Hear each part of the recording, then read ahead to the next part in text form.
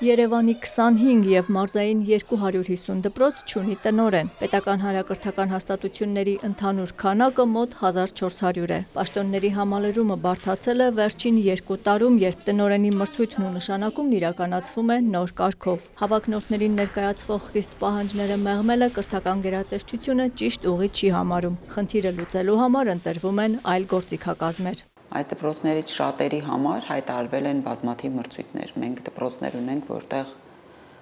շուրջ 2 տարի է մրցույթ է հայտարարվում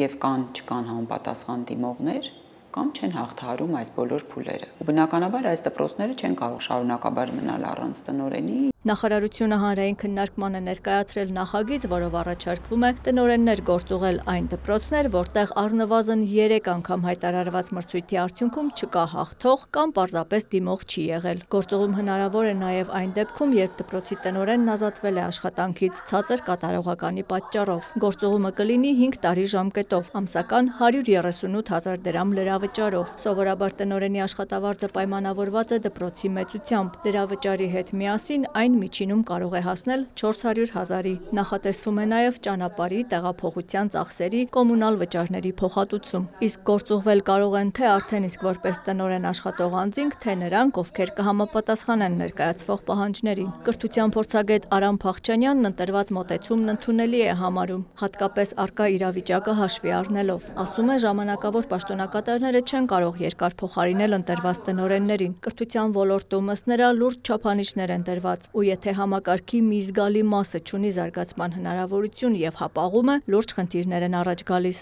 Պետք է փորձառու մարդ եւ նվիրյալ անձնավորություն, ով պատրաստական կլինի, թողնելով իր միջավայրը, ամեն ինչը գնալ եւ նվիրվել այդ գործունեությանը։ Այստեղ հիմնական խնդիրը կլինի նման մարդկանց գտնելը, որոնք կունենան այդ ներքին պատրաստակամությունը, այդ ամրությունը, որ պատրաստ լինեն մտնել իրենց համար ամբողջապես օտար տեղում, համայնքում գտնվող իրենց համար անծանոթ մարդկանց հետ աշխատելու պահանջներ ներկայացնող դպրոց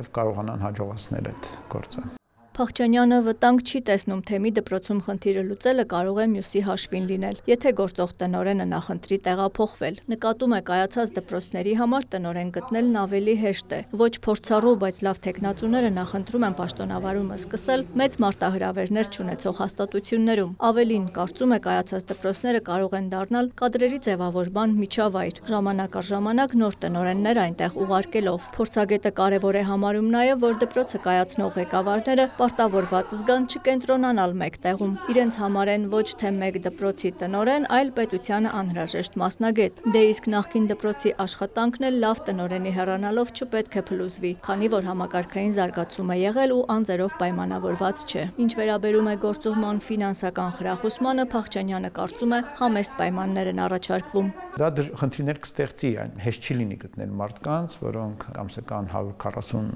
000 դրամ հավելավճարի դիմաց պատրաստ կլինեն թողել տուն տեղ, ընտանիք եւ նետվել մի այլ տեղում աշխատանք անելու, դրանք իսկապես պետք է լինեն նվիրյալ մարդիկ։ Բայց կարծում եմ, որ դա լավ սկիզբ է։ Դեռ նախնական պայմաններն են, հետո արդեն նաեւ զուգահեռ մշակվում է